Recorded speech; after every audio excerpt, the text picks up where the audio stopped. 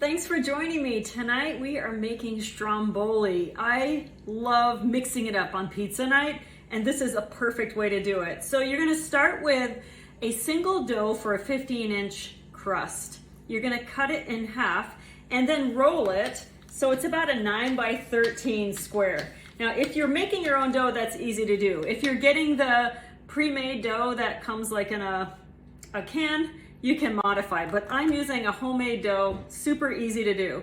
Now, when you're making Stromboli, basically you're just making a pizza without the sauce. So I'm gonna start first with some mozzarella cheese. A lot of times I will actually drizzle some olive oil and press some garlic and spread that first. But tonight I'm using roasted garlic in with my mushroom and onion mixture, so I don't need that extra here because it's gonna be really garlicky already. So after you've got a nice layer of mozzarella, you're going to add some Parmesan if you like, just a little sprinkle. I grated this in my blender, my deluxe cooking blender. I love to add a blend of different cheeses when I make pizzas and Stromboli. And now tonight we're doing a few toppings. We're doing pepperoni, and then I sauteed some onions and mushrooms in a skillet and a little bit of olive oil. And then when it was done, I added almost a whole bulb of roasted garlic that I had left over from a couple of days ago. So what I did is after that vegetable mixture was sauteed, I just took a fork and mashed those garlic bulbs and mixed it in. So roasted garlic is really mild in flavor, so it's okay to use that much in my batch for tonight. So anytime you're using vegetables in a Stromboli, I suggest that you cook them up a little bit first because they're going to be wrapped up in the dough, so they're not going to be exposed to roast in the same way.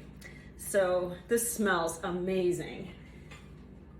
Try roasting garlic and adding it to your different recipes. It changes it entirely. So the mushrooms I used today are Baby Bella's.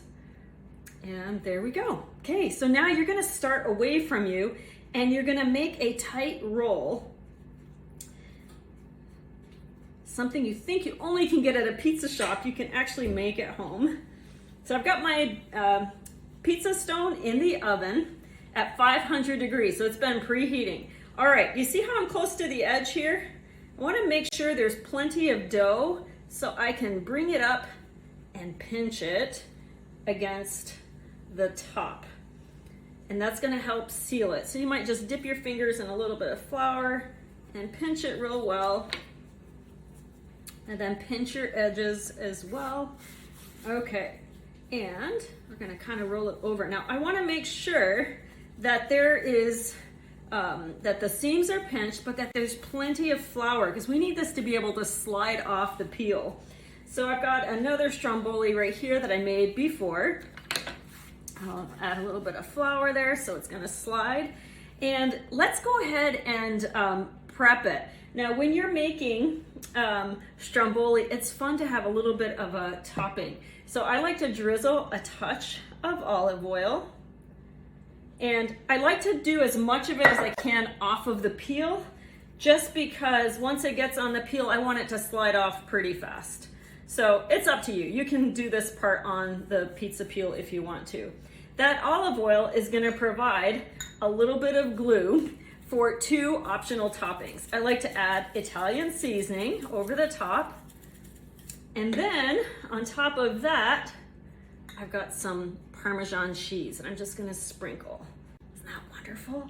So it's gonna get nice and toasty. And by doing this on top of the mat, the excess is on the mat instead of the peel. So whatever you slide into the peel is gonna go into the hot oven. So I would rather not slide too much cheese off of that peel than I need to. You're gonna take a serrated knife. I'm using our tomato knife, and you need to make little slits so that the steam has somewhere to escape. So you're basically just doing a quick draw of the knife, and now we're ready to put it on the peel. So this is our pizza peel. I've got it covered it with a little bit of cornmeal. That's to provide a slick surface for it to slide off of. Okay, so you're gonna carefully pick this up, bring it to the edge. Okay, we need to make sure it's slippery, so that's good, right? Okay, now we're gonna go ahead and put it into the oven. Now, when you're taking your peel and sticking it in the oven, I'll show you here, you wanna make sure that your peel, the tip is on the back of the stone, and then you make a little jerk motion back. So you always wanna bake on the bottom rack when you're using our stoneware. It's nice and hot. I'm gonna take the peel, I'm gonna put the tip to the back, and then quick jerk motion, and we are good. So there we go. We're gonna let that bake at 500 degrees for about 18 minutes, and we'll check it. You want it to be nice and golden. We'll let it sit for a little bit, then we'll slice it and serve it with marinara sauce on the side. It's going to be fantastic. Take a look, it's all done. So you can see it does, the cheese does seep out a little bit, but it's nice and toasty. We'll wait for it to cool a little bit, and then we'll cut it open and serve with sauce. I hope you try it.